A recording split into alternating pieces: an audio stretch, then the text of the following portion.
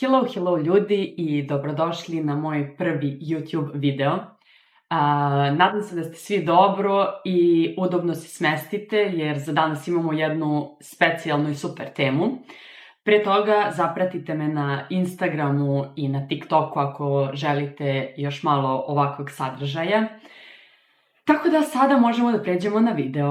Napravila sam spisak pitanja koje će nas naterati da prestanemo da bežimo od sebe, od svoje suštine i koje će nam pomoći u tome da otkrijemo ko smo mi zapravo. Sigurno vam se svima dešavalo u životu da vam neko postavi neko pitanje koje vas skroz zatekne, počnete da treperite, ne zato što niste sigurni u odgovor ili ga ne znate, baš suprotno, zato što ga znate, ali ste ga duboko potisnuli i niste bili spremni da se suočite sa sobom. Tako da, ova pitanja su meni pomogla da ne bežim više od sebe, možda će pomoći i tebi, tako da idemo redom na pitanja. Pitanje broj 1 je ko sam ja kada niko ništa ne očekuje od mene?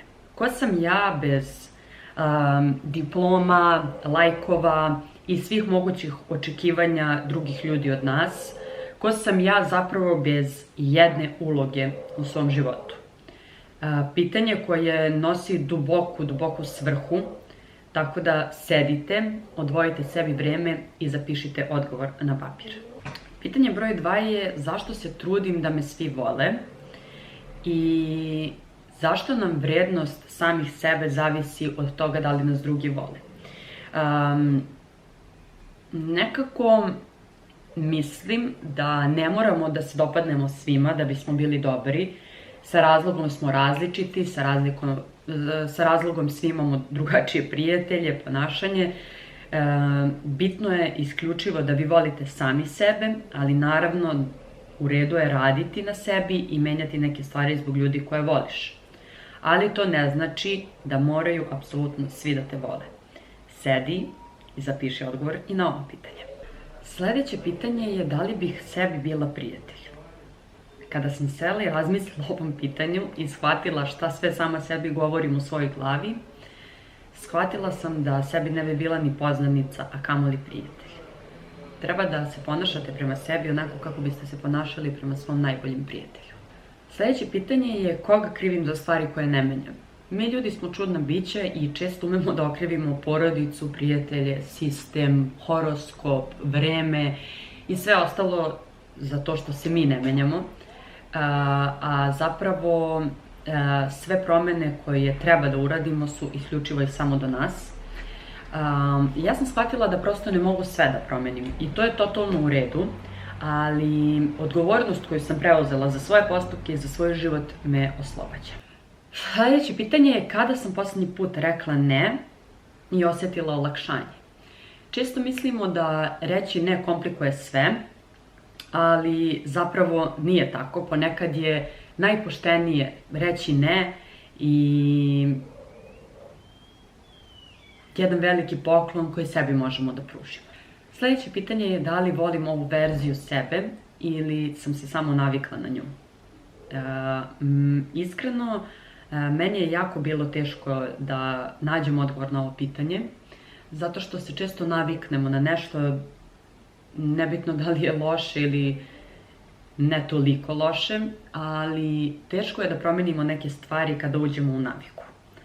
Tako da baš me zanima šta će biti vaši odgovori. Molim vas, sedite lepo, zapitajte se i pišite mi u komentarima vaše odgovore. Šta pokušavam da popravim na sebi, a da zapravo možda i nije pokvareno? To je taj uticaj društva koji imamo, da čak i neke stvari koje su naše mane, ja ne volim da kažem da su to mane, to su naši odbrambeni mehanizmi, to su naše odbrane, to su naše osobine i ne mora da znači da su loše ako se drugima ne dopadaju ili ako nije u perfektnim kalupima 21. veka. Od koga čekam potvrdu da vredi?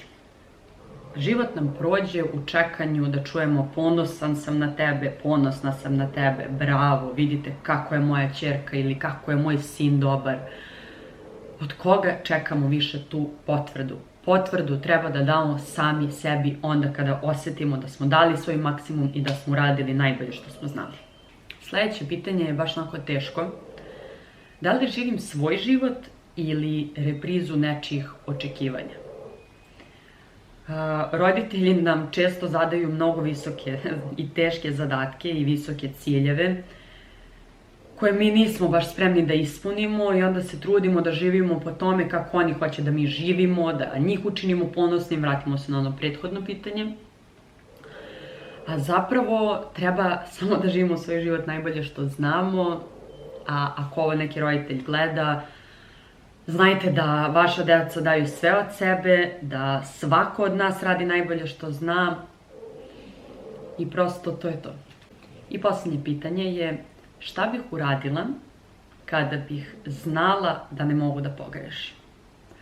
I ovo pitanje stvarno otvara jedna vrata ka istini.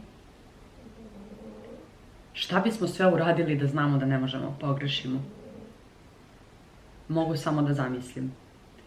Možete da mi pišete u komentarima vaše odgovore.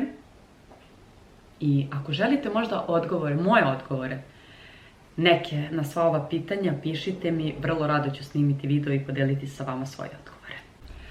Bitno je da znate da na neka od ovih pitanja odgovor ne možete da dobijete odmah. Osjetit ćete kada ste spremni da ga date sebi, zatreperit će vam nešto u telu, dobit ćete neki znak. Tako da, voljela bih da mi pišete u komentarima šta mislite o ovome i da li je ovo dobar start rada na sebi. A ja se nadam da vam se video dopao, kliknite subscribe, znači mi, lajkujte video, podelite sa nekim kojim su možda ova pitanja potrebna, a mi se vidimo u nekom sljedećem videu, možda na ovoj, a možda na još nekoj platformi. Bye ljudi!